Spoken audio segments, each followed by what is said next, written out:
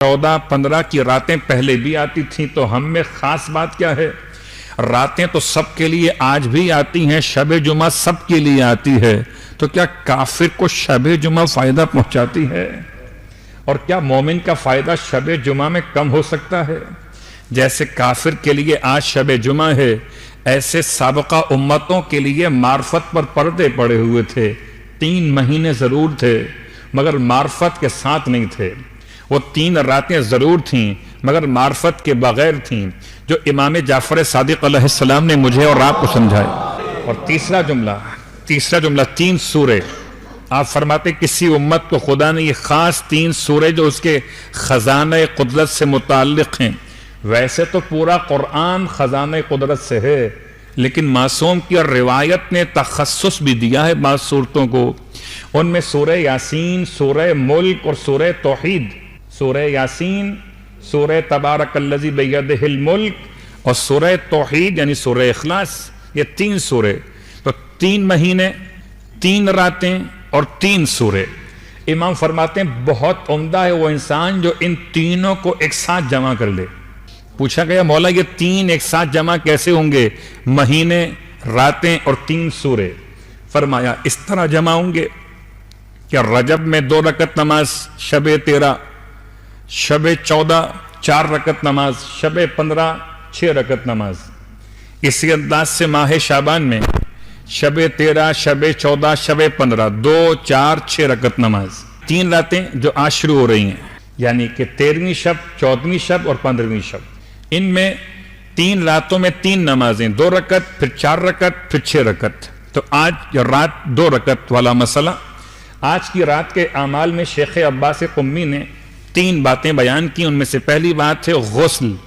اگر جو کر کے آ چکے تو ماشاءاللہ و سبحان اللہ، جو نہیں کر چکے تو یہاں سے جانے کے بعد اگر طبیعت و صحت اجازت دے تو غسل کا ثواب ہاتھ سے جانے مت دیجیے گا، بیٹھے بٹھائے کچھ مل رہا ہو تو پھر آنے دینا چاہیے نا۔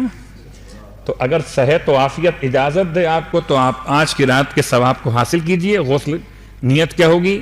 نیت آج کی شب کی ہوگی، شب 13 ماہ مبارک رمضان، غسل بجا لاتا ہوں سنت قربتاً اللہ، چونکہ روایت سے یہ ثابت ہے تو اس کو آپ رجا کے بجائے بنیت سنت انجام دیں گے۔ دوسرا مسئلہ، آج کے اعمال میں دوسرا عمل کیا کرنا ہے؟ دوسرا عمل ہے 4 رکعت نماز 2 رکعت کر کے، اور اب تو جملہ مجھے یہ کہنا چاہیے ہی نہیں کہ 2 رکعت کر کے، اس لیے کہ مکتب اہل بیت میں آنے والے اتنی مرتبہ جملہ سن چکے کہ صرف 2 ہی نمازیں ہیں کہ جن میں یا 1 رکعت نماز وطر ہے یا 4 رکعت نماز آرابی ہے، اس کے 2 پارٹ کے اعتبار سے۔ البتہ ان کے سوا باقی تمام نمازیں 2 رکعت پر ہی تمام ہو جاتی ہیں، ہر نافلہ نماز، ہر مستحب نماز کے اعتبار سے۔ تو یہ 4 رکعت نماز اگر میں کہہ رہا ہوں نافلہ ہے تو اس کا مطلب کیا ہوگا؟ 2 اور 2 کر کے پڑھنا ہے۔ نیت ہوگی آج کی رات کے اعتبار سے شب 13 کی 2 رکعت نماز بجا لاتا ہوں سنت قربتاً اللہ۔ تو یہ 2 رکعت نماز کا طریقہ، 2 رکعت نماز کا طریقہ 4 کیسے پڑھنا ہے کہ ہر رکعت میں الحمد کے بعد 25 مرتبہ 25 مرتبہ آپ نے سورہ توحید پڑھنا ہے، سورہ اخلاص پڑھنا ہے۔ سورہ اخلاص پڑھتے ہوئے یاد رکھیے گا سورہ اخلاص ایک سانس میں پڑھنا مکروہ ہے۔ بسم اللہ الرحمن الرحیم قل هو اللہ اللہ الصمد لم یلد ولم یولد، میں سانس ختم ہوگی بیچ کے اندر، ایک سانس کے اندر پڑھنا مکروہ ہے، نمبر 1۔ نمبر 2، سورہ اخلاص جب انسان تلاوت کرے تو مستحب ہے کہ اس کے بعد کہے کذالک اللہ ربی یا کذالک اللہ ربنا، تو چاہے آپ 25 کے آخر میں کہہ دیجئے گا یا آپ چاہیں تو ہر ایک کے بعد بسم اللہ الرحمن الرحیم کے ساتھ آغاز کیجئے۔ 25 مرتبہ ہر رکعت میں الحمد کے بعد سورہ اخلاص پڑھنا ہے۔ اتنی لمبی نمازیں بتا دی مولانا صاحب، ہم کیسے پڑھیں گے؟ میں کہتا ہوں کیسے پڑھیں گے یہ چھوڑ دیجئے، کوشش کیجئے کہ اگر مکمل طریقہ نہ صحیح تو کم از کم یہ 2 رکعت نماز آج کی شب کی نیت سے بطریق فجر ہی پڑھ لی۔ صلوات پڑھے محمد و آل محمد۔ کام کو مشکل بنانا یہ کمال نہیں ہے، بلکہ مشکل کام کو آسان بنانا ولایت کے امور میں سے ہے۔ اور پھر شریعت مطہرہ جب کہتی ہے کہ انسان اگر جمعے کی نماز میں سورہ جمعہ نہ پڑھے تو سورہ انا انزلنا پڑھ سکتا ہے، سورہ جمعہ کے بعد سورہ منافقون رکعت دوم میں نماز جمعہ میں نہ پڑھ سکے سورہ اخلاص پڑھ سکتا ہے. نماز عیدین میں سورہ اعلیٰ اور سورہ والشمس یاد نہ ہو تو عام سورہ پڑھ سکتا ہے. تو یہ سوچ کر کہیں ہاتھ پہ ہاتھ نہ رکھ کے بیٹھ جائیے کہ میں تو نہیں پڑھ سکتا، کہ مجھے صبح آفس جانا ہوتا ہے، رات میں جاگنا ہوتا ہے، اس سے بہتر میں قرآن پڑھ لوں. یہ فیصلہ آپ نے نہیں کرنا کہ بہتر کیا ہے. یہ فیصلہ معصوم نے کیا ہے کہ آج کی رات میں کیا بہتر ہے.